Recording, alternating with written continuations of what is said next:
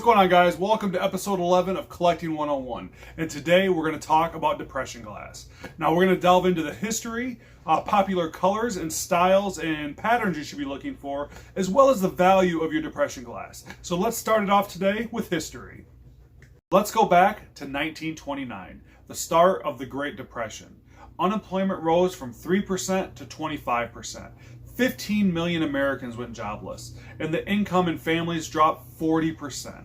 Now, glass makers at that time were making high quality glass at high prices. So they knew to sustain their business, they wouldn't be able to keep that same strategy. So they transitioned to producing a more patterned, cheaper quality glass that had notable flaws like air bubbles and heavy maker's marks, because they couldn't keep the employees to put in the long hours to making these high quality, beautiful pieces of glass. So depression glass, as it came to be known, started from there. It came out in a variety of bright colors to try to brighten the morale of America at that time. Now, different styles of this glass were ashtrays, cups, saucers, punch bowl sets, plates, candlesticks, amongst many other things. The glass was then sold to movie theaters, department stores, gas stations, and grocery stores as a way to reward customers for their loyalty. You also could find the glass in oatmeal boxes. Now, this actually led some people to call this not depression glass, they called it oatmeal glass. Now, this was a great way to incentivize customers to come back and purchase goods from your store, because it gave them something to look forward to. Like, what next piece am I going to get when I buy, my next box of oatmeal? Or, if I buy something from the grocery store, what my next piece am I getting? It was a really cool thing, and it was a great thing for morale in America at that time. Now, just for examples, if you were to go to the movie theater, you'd get a piece of glass for going to the Saturday matinee. Or if you were to get an oil change at a gas station, you get a free punch bowl set. Or if you were to make a big purchase like a refrigerator, you'd get a full setting of depression glass with plates, cups, saucers, everything, and creams and sugars. I mean, it was a really cool thing that they did at that time. And it was so great for America. It gave people hope that, hey, there is still good things here even through these terrible times.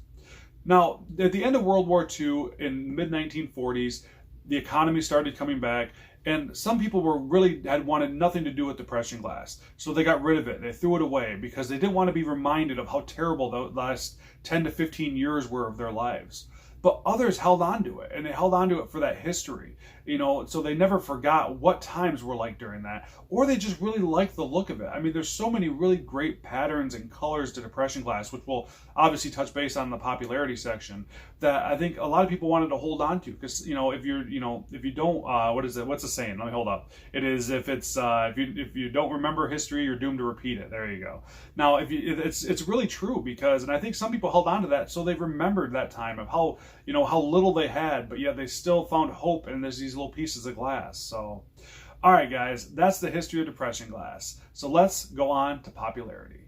With over 100 different patterns in virtually every color, depression glass has a lot of different combinations you can start collecting.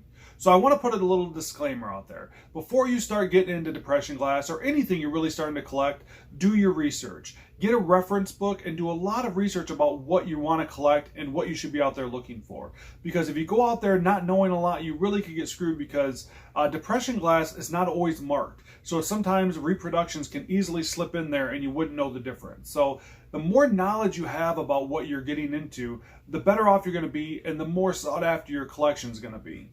So let's start off today and let's talk about some of those colors. Now, these are your most common colors of depression glass. You got your amber, your pink, your blue, and your green. Now, those are ones we see at antique stores and auctions all the time. They definitely look good in a collection, but they're not going to be the hardest to come by. Now, some of the rarer colors I think that you should definitely be out there looking for are your canary yellow, your red, your black, your amethyst, and your uranium glass. Now, if you don't know what uranium glass is, that's actually glass that lights up under a black light. So at our shop, you'll see it all the time, people with a black light flashlight shining it all over booths trying to find uranium glass. It's very sought after, and it looks amazing in a collection, as I'm showing you guys here.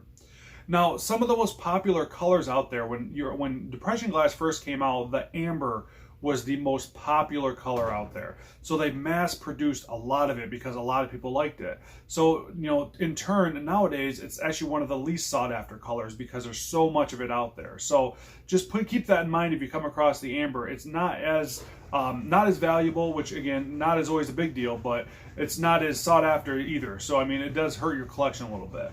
Now, the most popular colors are your pink, your blue, and your green. Those things are, they sell like crazy at the store when we get them in. I mean, obviously they got to be priced right, but those are the ones we get asked about the most, those three colors. So those are definitely ones that are most popular, and if you have them in your collection, I think you're going to be all right.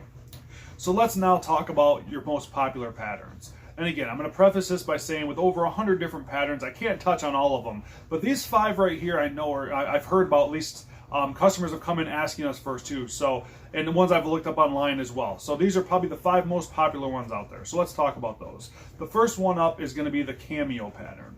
Now this was made by Anchor Hocking between 1930 and 1934. The next one is the Mayfair pattern. This was also made by Anchor Hocking from 1931 to 1937. The next one up is the American Sweetheart, made by Macbeth and Evans from 1930 to 1936. Next is the Princess pattern, made by Anchor Hocking from 1931 to 1934. And probably the most sought after pattern out there today is the Royal Lace pattern, made by Hazel Atlas. Now this was made from 1934 to 1941. And I would say it's easily the most sought after pattern. A lot of people ask about it, and it does hold the most value and looks really good in your collection. And like I said, I'm showing you guys in these pictures, man. It's just really a beautiful pattern. Now, if I was going to tell you guys the most popular pattern I get asked about most, it would probably be the Princess pattern. And because it just has a different look that I know a lot of women like, especially, that look really good in collection, but it's also one that's very sought after. Looks good with the pink as well. I know the pink Princess pattern is looks very good together, and it's very sought after too. So yeah, but like I said, guys, there's so many different combinations. With every color and over 100 different patterns, there's so many different really popular, really cool combinations you can get into with depression glass. So, keep that in mind that this is me just touching on a small base of it. There's so many out there that you guys can get into. So, all right, guys, let's talk about the value of your depression glass. And you know me, I always like to start with condition. So let's start with no chips, no cracks, no repairs. Pretty simple for your glassware, because depression glass was such a low quality made product that anything but mint condition most collectors will not touch. So definitely you want to keep that in mind. Now, maker's marks. Now, most companies did not mark their glass, so you're going to want to do some research to find out which ones, if they did do it, and where they did it, because you don't want to get stuck with a piece of reproduction depression glass, because it's definitely going to not be worth the same as an original piece, and it's also going to devalue your collection as well. Now, if you're only in this for peak value of your depression glass, you're going to want to go to that rare color pattern combo. Now, I know, like something, just for example of one of many, the yellow cameo is a very hard to come by pattern color combo, and those can fetch you a lot more money as well. So definitely do your research and find out which of those color patterns are hard to come by, because there's plenty of them out there that can get you some good money. Now let's talk a little bit about limited runs. Now, there was a lot of companies that had very limited runs on certain colors. Not everyone was like the amber color we talked about in the popularity section that was very mass produced. Some colors like your blacks or your reds or even the tangerine orange, I know, is a very limited run color that some companies made very little of. So those colors, no matter what the style is, are going to fetch you a lot more money. Now let's talk about the monetary value of your depression glass. Now, most common pattern color combinations are going to fetch you anywhere from $3 to $20 to $30 depending on style. So if you have just a plate and cup saucer, they're not going to fetch you as much as like a punch bowl set. So you definitely want to keep that in mind when it comes to those common color pattern combinations. Now, when you get to the rare color pattern combinations, I've seen them sell for $50, $60, hundreds to, if not thousands of dollars, guys. I've seen some sell for over $1,000 at auctions before, because some of those rare color patterns that had such a limited run are very sought after by collectors. So do your research, find out which ones those are, because if you're at a garage sale or yard sale and you come across one of those and you could turn a $2 purchase into a $700 sale, I mean, how great is that? I mean, that is just something that everybody looks for. It's that treasure hunt that everybody enjoys to do. So So yeah, guys, so let's talk a little bit about my favorite part, which is the top 3 most expensive pieces of depression glass I've seen sell for. Now, I'm going to preface this by saying I had a pretty hard time finding, a lot of depression glass that sold for really high prices. So keep that in mind. This is just what I found. I'm sure there could be more out there that have sold for more than this. So number 3 on the list today is going to be the pink Federal cabbage rose covered dish, and that sold for over $1,800. Next up is the green anchor hocking coronation pitcher that sold for over $2,200. And then lastly, the number 1 most piece of depression glass I've seen sell for is the green Federal parrot water pitcher that sold for over $3,500. Now guys, those are some crazy prices. But as I'm showing you also right here, eBay listings, guys, there's a ton out there that are not nearly as expensive, and it's a great place to start collecting because honestly, to me, out of all the Collecting 101 videos I did, the history behind this depression glass is the most intriguing. It's just this bright color piece of glass that brought so much hope and anticipation for people that, was going through such a hard time. I think it's just something amazing about these pieces of glass that brought so much of that to people. I mean, I think it's such a cool history to start collecting and to be able to pass on to somebody else, down the line. So guys, that is my video on depression glass. I mean, there is so much great history like I just talked about, and there's so many great popular colors and patterns out there as well. So hopefully you guys enjoyed it. Hopefully you guys got some great information out of it.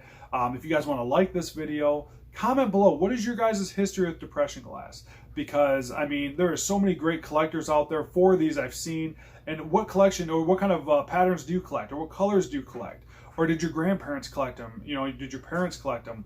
What do you guys look for? What other rare ones didn't I talk about? Because there's so much more out there that I could mention that didn't get touched on today. What else out there has sold well for you guys? And of course, you get some time, subscribe to the channel. We appreciate everybody that takes the time to subscribe to us and watches our videos. You guys are just amazing, and we, appreciate everything you guys are doing for us. And guys, stay tuned for next week when episode 12, we delve into the hottest market going on right now, and that is football cards. So thank you guys all so much for watching. And when you guys know when we talk about collections, it's always about your memories over money. See you guys later.